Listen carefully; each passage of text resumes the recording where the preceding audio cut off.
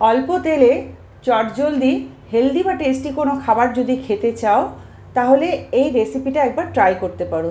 ভীষণই সুস্বাদু খেতে হয় আর সময়ও ভীষণ অল্প লাগে। অনেক সময় হয় কি বাইরে থেকে ঘুরে আসলে আমাদের রান্না করতে ইচ্ছা করে না, তখন আমরা বাইরের খাবার এনে খাই, কিন্তু বাইরের খাবার সবসময় শরীরের পক্ষে ভালো না বা ভালোও লাগে না। তাই 10 থেকে 15 মিনিটের মধ্যে এই রেসিপিটা বানিয়ে নিতে পারো। খেতে ভীষণই সুস্বাদু হয়, একবার তোমরা ট্রাই করে দেখতে পারো। নমস্কার, 16 আনা বাঙালির রান্নাঘরে তোমাদের সবাইকে স্বাগত। আজকে তোমাদেরকে অল্প তেল দিয়ে এই রেসিপিটা বানিয়ে দেখাচ্ছি। যারা তেল খেতে পছন্দ করো না তারা এই রেসিপিটা বানাতে পারো। এই রেসিপিটার জন্য বেশি কিছু লাগে না। আমি এখানে ঘরে কটা বেগুন ছিল, সেই বেগুনটা নিয়ে নিয়েছি। বেগুনগুলোকে এখন ছোট ছোট করে আমি কেটে নিচ্ছি। বেগুন যদি না থাকে তোমরা শুধু আলু দিয়েও কিন্তু এটা বানিয়ে খেতে পারো।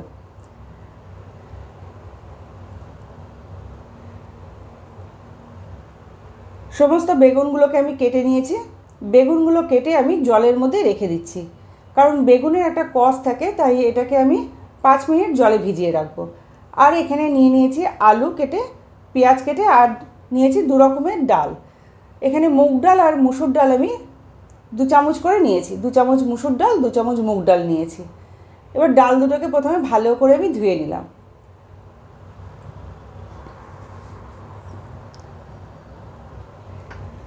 ডালটা আমার ধোয়া হয়ে গেছে।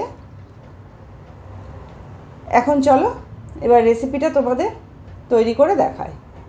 গ্যাসের ওপর কড়া বসিয়ে দিলাম। এবার কড়ার মধ্যে আমি ডালটা দিয়ে দিলাম। গ্যাসটা কিন্তু আমি এখনও জেলে দিইনি। ডালটা দিয়ে দিলাম।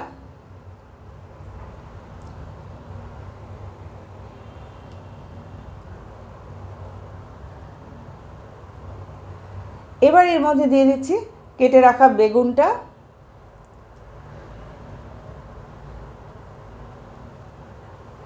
আলুগুলো দিয়ে দিলাম, আর দিয়ে দিচ্ছি পেঁয়াজ কুচানো। কাঁচা লঙ্কাও দিয়ে দিচ্ছি আমি এর মধ্যে 3-4টে। ঝালটা তোমরা তোমাদের স্বাদ অনুপাতে দেবে।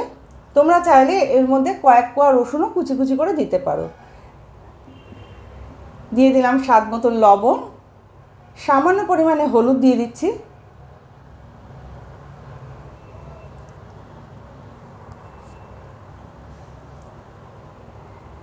এবার বেশ কিছুটা জল এর মধ্যে আমি দিয়ে দিলাম। যেহেতু ডালটা সেদ্ধ হবে এবং সবজিগুলো সেদ্ধ হবে, তাই জলের পরিমাণটা কিন্তু অনেকটাই দিতে হবে। আমি এখানে 3 কাপ মতন জল দিয়ে দিলাম। সব কিছু ভালোভাবে মিশিয়ে নিয়ে মিডিয়াম ফ্লেমে 15 মিনিট মতন চাপা দিয়ে এটাকে আমি সেদ্ধ হতে দেবো। 15 মিনিট পর ফিরে আসলাম, চাপাটা খুলে নিলাম। দেখতেই পাচ্ছ যে সব কিছু আমার কিন্তু খুব ভালোভাবে সেদ্ধ হয়ে গেছে। আর এই রেসিপিটা কিন্তু বেশি পাতলা করবে না, একটু এরম ঘন হলে এটা খেতে বেশি ভালো লাগে। এবার এর মধ্যে আমি দিয়ে দিচ্ছি খুবই সামান্য পরিমাণে তেল। এখানে আমি 1 চামচ মতন সর্ষের তেল দিয়ে দিলাম। আর আমি ডিম সেদ্ধ করে রেখেছিলাম আগে থেকে, সেই ডিমটাও এর মধ্যে দিয়ে দিলাম। দিয়ে দিলাম 2টো চেরা কাঁচা লঙ্কা। এই লাস্টে কাঁচা লঙ্কাটা দিলে একটা সুন্দর ফ্লেভার আসে, তাই জন্য সবার শেষে আবার 2টো কাঁচা লঙ্কা দিয়ে আবারও ভালোভাবে একটু নাড়াচাড়া করে মিশিয়ে নিচ্ছি। এখন আমি এর মধ্যে দিয়ে দিচ্ছি খুবই সামান্য পরিমাণে চিনি। তবে এটা সম্পূর্ণ অপশনাল, তোমরা যদি পছন্দ না করো তাহলে চিনিটাকে স্কিপ করে যেও। চিনিটা দেওয়ার পর লো টু মিডিয়াম ফ্লেমে ভালোভাবে মিশিয়ে নিয়ে এটাকে 3 থেকে 4 মিনিট ফুটতে দেবো, যাতে চিনিটা ভালোভাবে মিশে যায়। 3 থেকে 4 মিনিট মিশে যাওয়ার পর গ্যাসের ফ্লেমটাকে অফ করে দিয়েছি। রেসিপিটা আমার তৈরি হয়ে গেছে। এবার এটাকে আমি একটা বাটিতে ঢেলে তোমাদের সামনে ফিরে আসছি। দেখো এই রেসিপিটা তৈরি হয়ে গেছে। আর এই রেসিপিটা কিন্তু গরম ভাতে খেতে ভীষণ ভালো লাগে। তবে তোমাদের বলে দিচ্ছে এই রেসিপিটা কিন্তু গরম গরম খেতেই বেশি ভালো লাগবে। ঠান্ডা হয়ে গেলে কিন্তু এটা অতটা ভালো লাগবে না।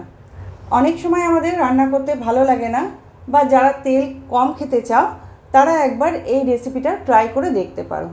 আশা করি তোমাদের ভালো লাগবে।